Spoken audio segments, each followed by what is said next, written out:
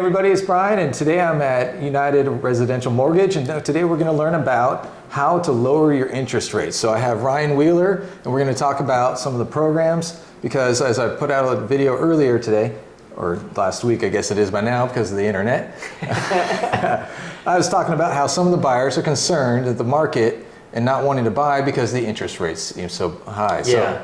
So Ryan, could you first just tell us a little bit about who you are and what you do here at United Residential Mortgage? Yeah, I am the broker owner of United Residential Mortgage, so I own the company. We're actually a mortgage brokerage, and I do originate loans as well, so I'm a loan officer, loan originator, all kinds of different, titles, I guess. But so I originate loans as well, do home loans, mortgage pro, whatever you want to call it. But we're a mortgage brokerage, which in my eyes, I've been in the industry since 2005. Okay. So I've worked in multiple capacities of the industry: retail, loan officer, branch manager, all these different facets. And I realized I worked for a brokerage years ago as well. And I realized, and I was actually on the wholesale side also. So which it kind of plays into the brokerage side. But basically a mortgage brokerage has multiple avenues for through wholesale lenders. So we have multiple wholesale lenders. So we have multiple sets of underwriting guidelines, multiple sets of interest rates. So we can essentially shop for a homeowner's the best rate, the best terms,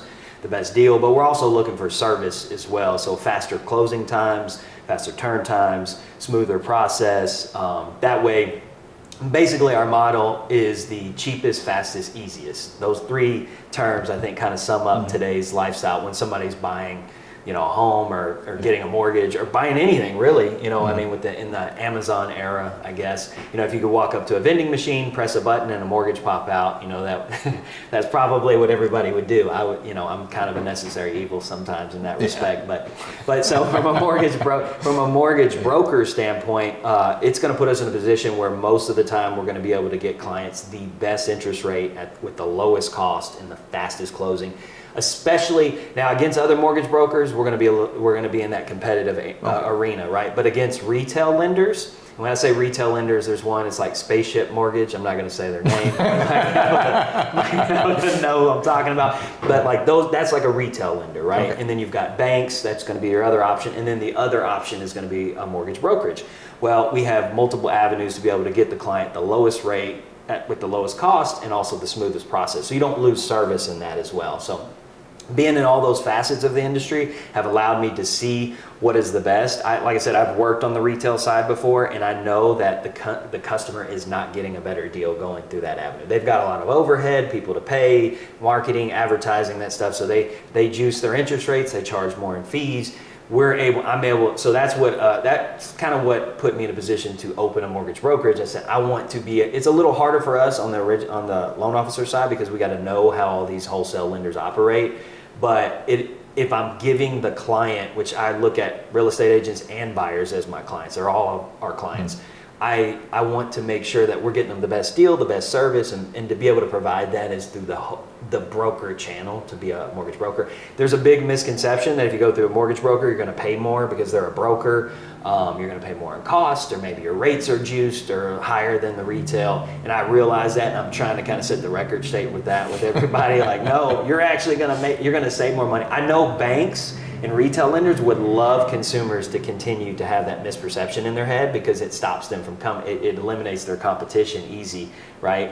But if they come to us, if you go get a quote from a bank or a retail lender and then come to us, we're going to beat their deal every day of the week. So, okay. And plus you don't lose any service. But that little bit of background, on that in that respect, on what we do. That answer your question? Sure. Yeah. Okay. Well, thank you, Ryan. Yeah. So a couple days ago, we were talking and we had a great conversation about programs to lower interest rates. But just, can you give me, it's December 2022 right now, because, internet, anybody can watch this at any time. So what would be just a ballpark range would you expect that someone who's well qualified, if they were to walk in, based on, I got it, it's different for everybody with qualifications. What might they expect? Yeah, I'd say depending on whether we were looking at VA, FHA or conventional. You could, right now today, they've actually improved a little bit here recently. So high fives to probably mid sixes is kind of the range that I generally give. VA is always going to be the cheapest, so VA is you're probably going to be able to lock something in the high fives on VA, high to, upper fives, let's say. Conventional might be low to mid sixes, somewhere in that neighborhood. Conventional probably around six, somewhere in that area, which is better than what it was a couple months ago. Like it peaked out to 20 or 22 year highs in like the sevens. So yeah, I was so gonna this say is improvement. October, November, it seemed to be much higher. It was ugly. Yeah, it was ugly. And we have short memories. So if you look at a 50-year historical average, over 50 years, the average interest rate is like 7%. If you take all the numbers and get the median of that, it's 7%. It's in the 7. It's like 7.5 actually.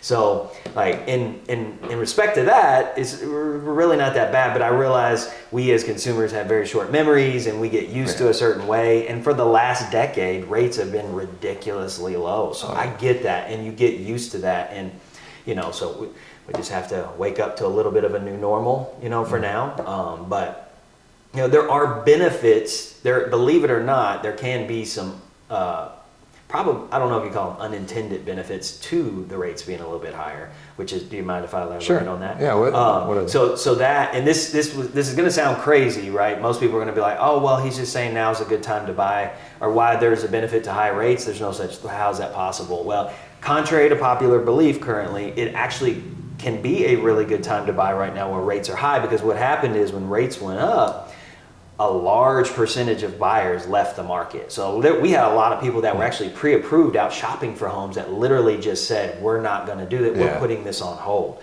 So they got out of the market. And then a lot of other people who were just out, thinking about buying a home said, we're just going to wait, Yeah, I've experienced that too. Exactly. So think about that. It was a massive, it felt like a 50% drop in the buyer demand. Almost overnight too. Overnight, yeah. Like November-ish timeframe. Right. Absolutely. It did. Yeah. It was kind of freaky at first because it happened so quickly.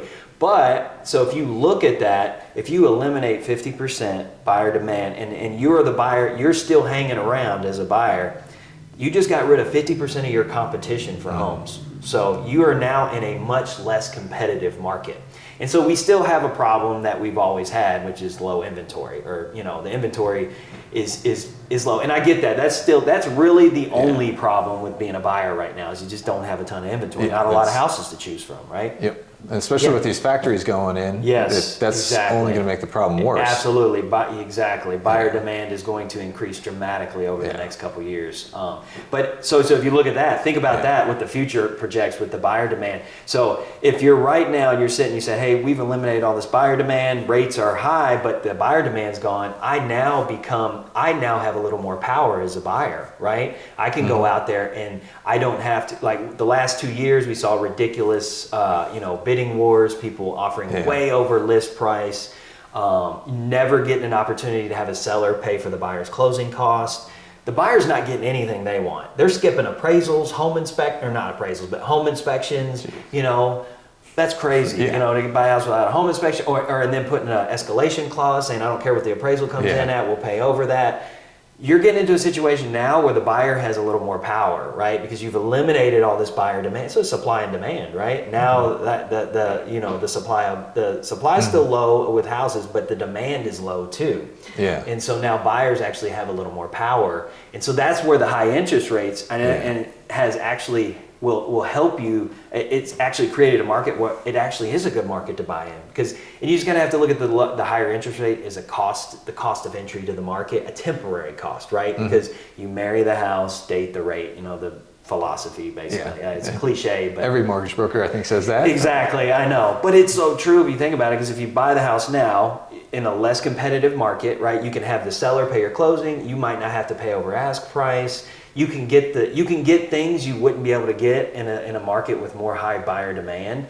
And then a year from now, we're going to be in a lower rate environment. You're going to be able to refi. So, you're going to be able to lower your rate 1% or 2%. And I say 1% or 2%, I know that is a lofty expectation, but I can kind of get into that aspect here in a second, as well as why I think the technical data kind of leads us to believe that where interest rates will be in probably within the next 12 months. So, but I think that's why. So not to come across as a typical real estate agent, mortgage broker saying, hey, why do we buy? Why there's no, you're just telling, it's always a good time to buy, right? Like that's what we're known for. You're going to say no matter what the market is, it's always a good time to buy.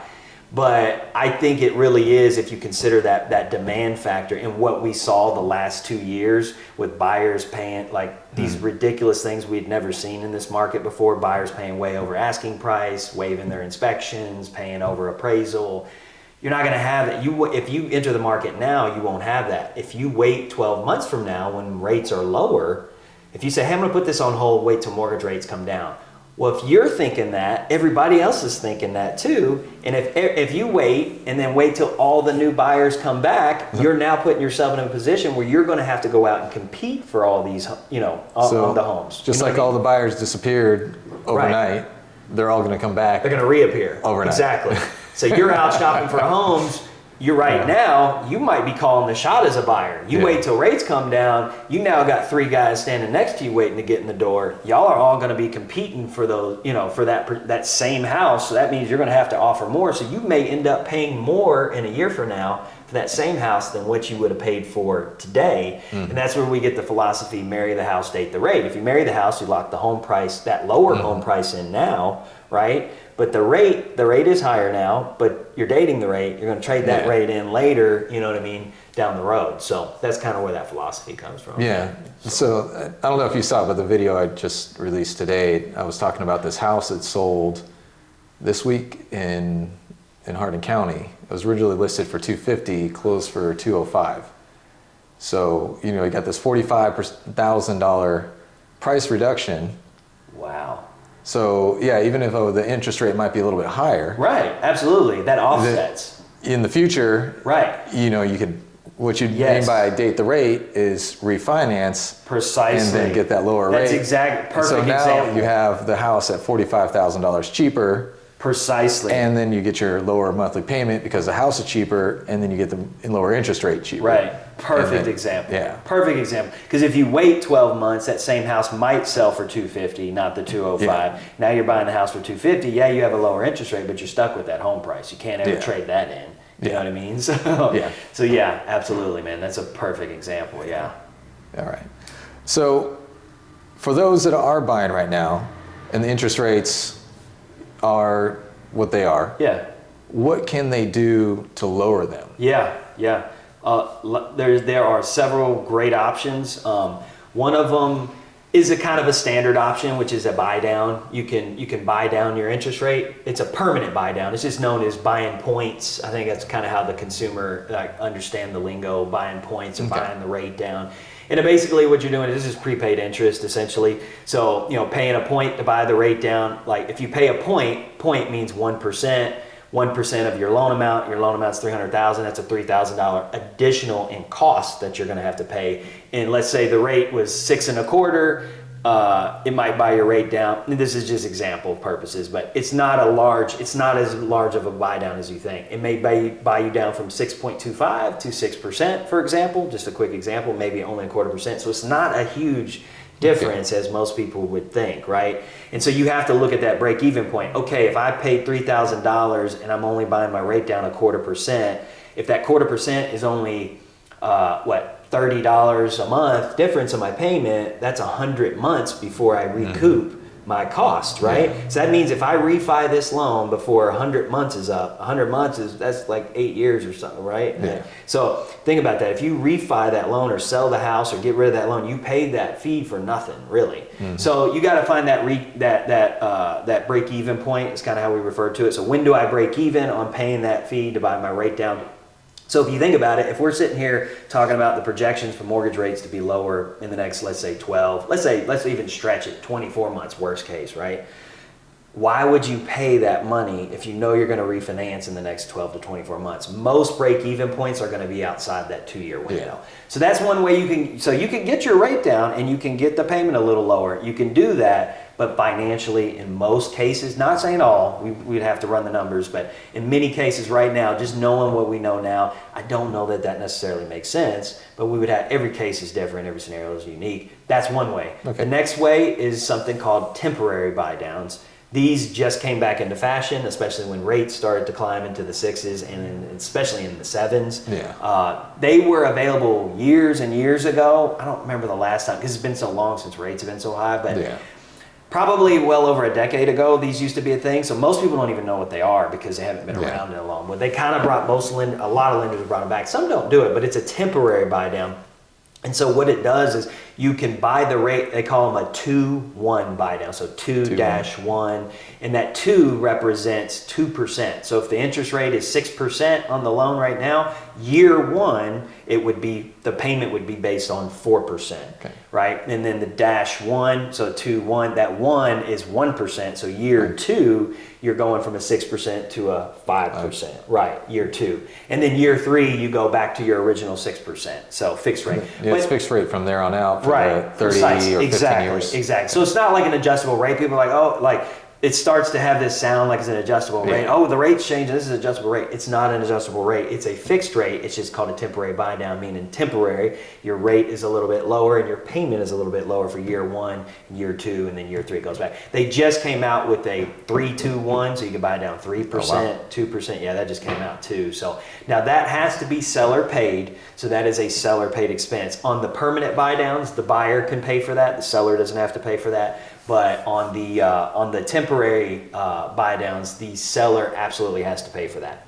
Now, I've been recommending it a lot to builders who talk about, well, if we want to unload some of our properties, maybe we want to drop the price 10 grand. Well, hey, instead of dropping the price 10 grand and everybody else you sold a house to in the neighborhood, why drop the price? Keep the price the same, keep everybody in the neighborhood's value strong, and just offer 10,000 in concession, right? And the buyer can do a temporary buy down, buy that rate down, have a lower payment for the first year or 2, and then turn around and refinance. You'll never even see that higher interest rate, because the projections are really, really strong, just based on technical data. And when I explain it to you, you'll realize too, logically, it totally makes sense on why the rates are going to be lower. But the cost can get it can get expensive on those temporary buy downs because you're paying for the interest for those years. It's just the principal interest payment versus the principal interest payment. So if at 6% the payment was $2,400, and then you do a 2-1 buy down, and at 4% it's $2,000, right? That's a $400 difference a month.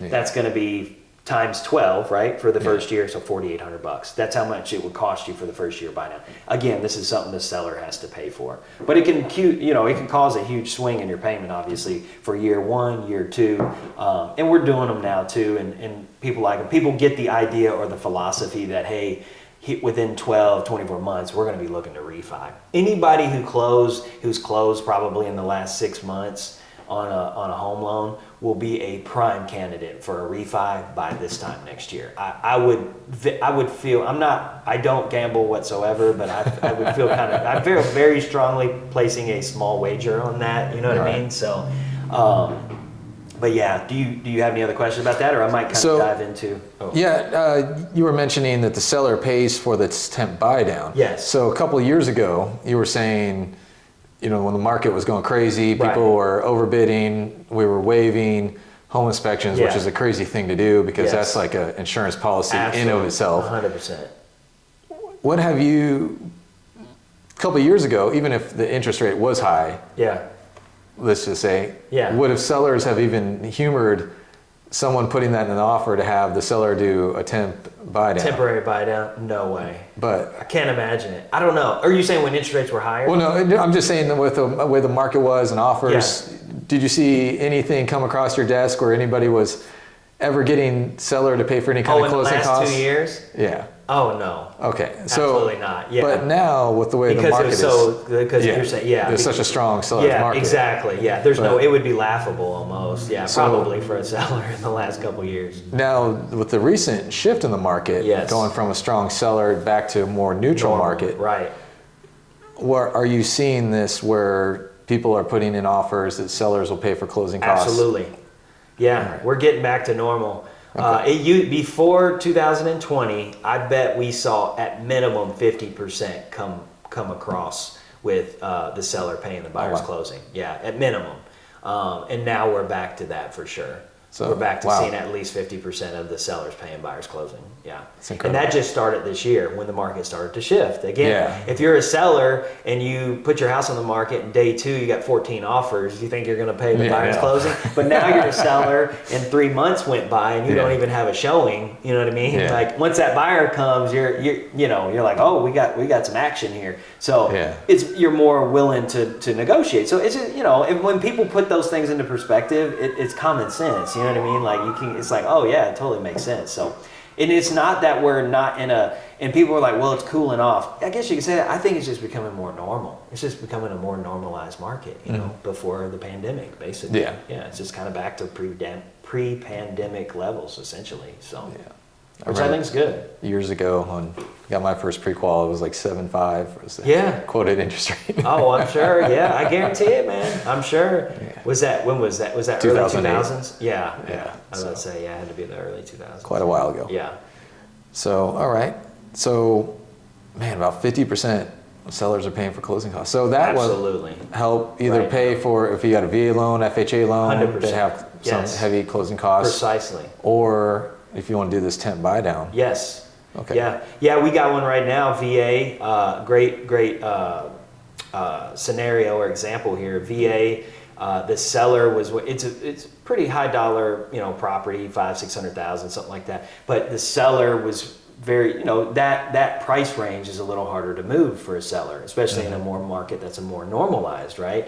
And so the seller was much more willing to offer concessions. And so they are paying not only the standard closing costs, your normal closing costs you have, but also giving extra money to pay for the temporary buy down on top of the standard closing costs. Wow. So they're doing this temporary buy down. Their interest rate is several as a percent or two lower, and several $100s more cheaper a month. And then obviously with VA, you have the opportunity to do what's called a streamlined refi. We know here in 12 months we're going to be looking to refi this thing. So they're never even going to see that initial fixed rate, the higher fixed rate, I should say, the permanent part of the temporary buy down.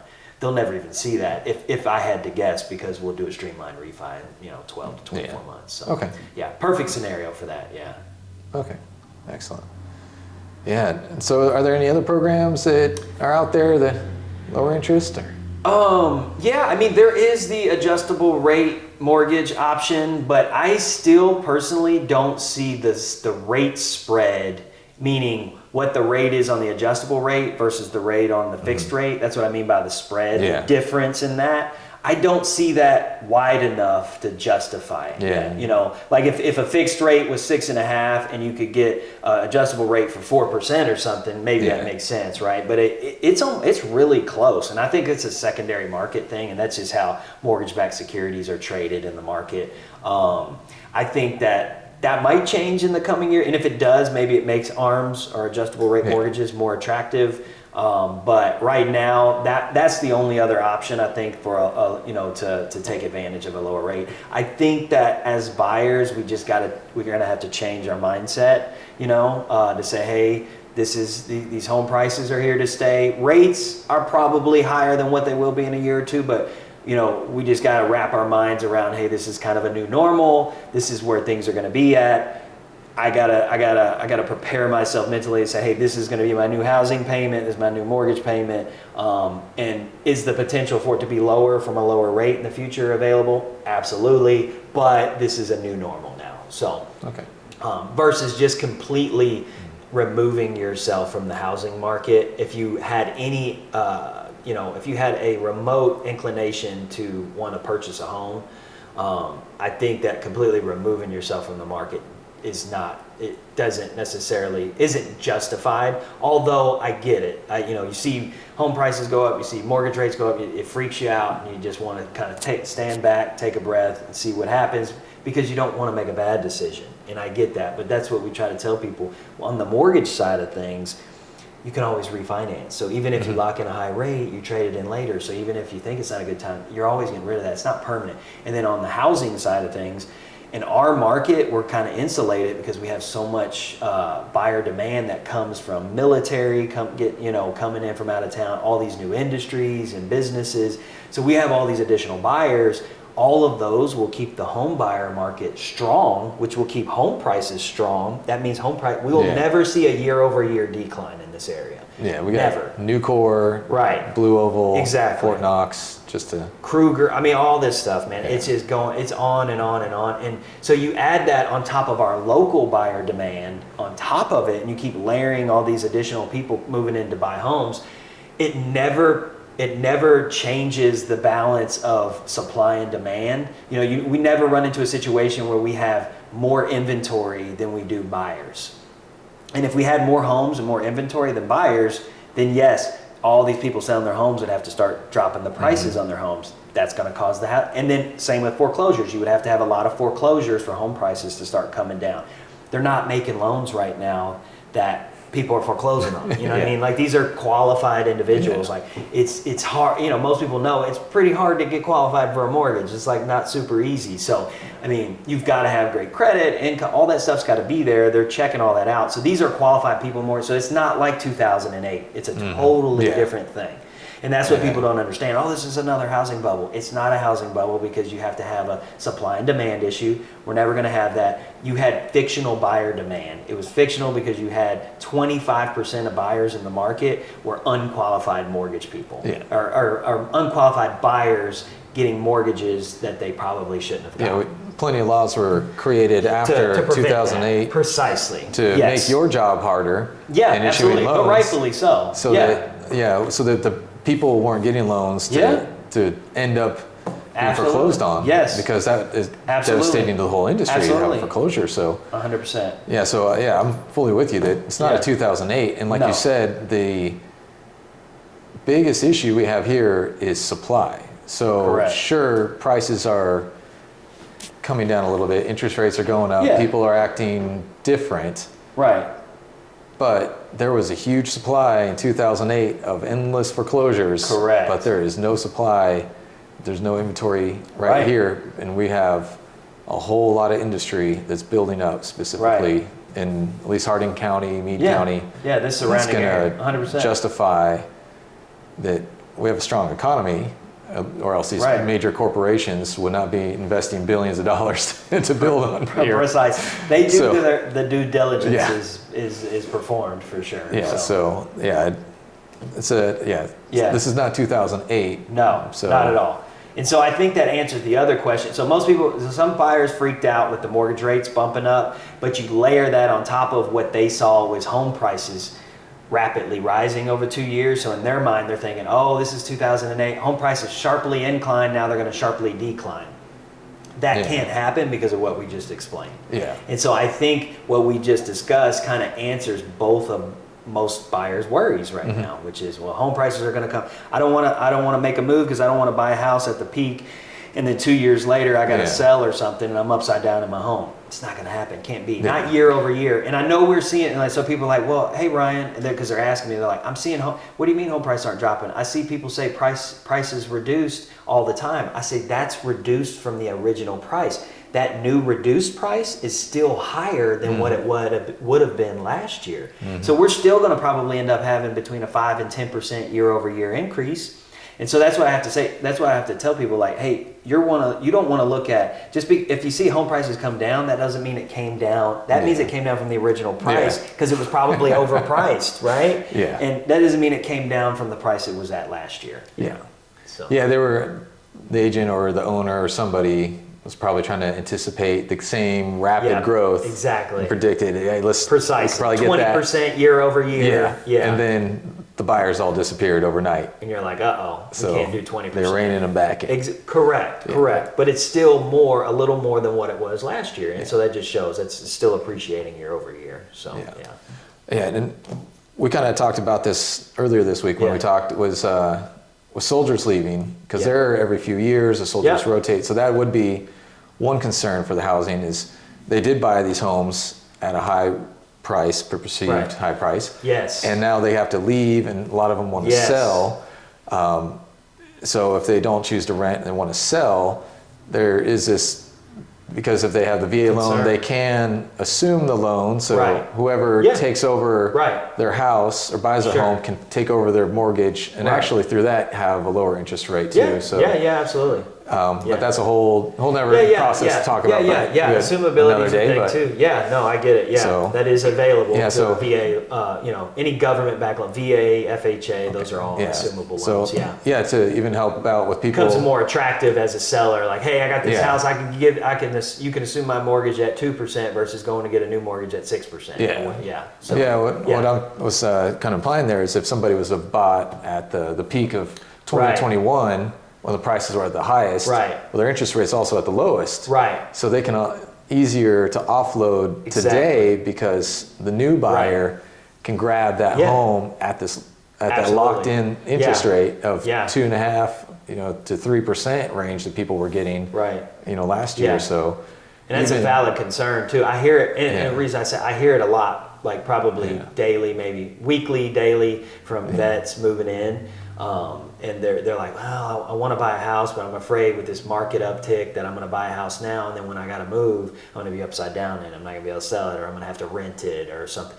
And I'm telling them, like, guys, I'm like, it's everything we just explained. All that buyer demand is going to keep you're going to have year over year gains, even if it's just 3%, not 20%. You're still going to have year over year price appreciation in this area. So I think it's a very valid concern if you don't understand that dynamic of the E-Town, Hardin County, Fort Knox, and Meade County surrounding area, basically. So especially we've got supposed to be start running their first plates this month, and Nucor in Brandenburg. Brandenburg. It's fully operational in a couple months. And we got the Ford factory is already going up, so this should be that's 3,000 construction workers that are going to be. That's almost like a military concept because like they're going to be here for 3 years, right? And they might be moving back, but they're going to be here 3 years. A lot of them want to buy homes. They're coming with their families. They got dogs, cat, so. They want to buy homes too, but they also don't want to be in that position where they buy a house and they're upside down when they try to sell. But I'm explaining this concept a lot to people on why we're a little more. I use the term insulated because I feel like national news is a lot of doom and gloom right now. Home prices are dropping. Oh my God, it's just freaking people out. So all people see is home prices are dropping. Oh, I knew it was going to happen. This is a bubble like 08. No, it's not. It's not even close. Because of all the things we just discussed. So I think that although it's a valid concern because of what they're seeing other places, once you understand our dynamic in our area, you realize why I use the term insulated. I think that we're a little more protected from that. Okay. But even then, on a long enough period of time. Absolutely. Yeah. Real estate. With any investment, it's time and market will. 100%. Help.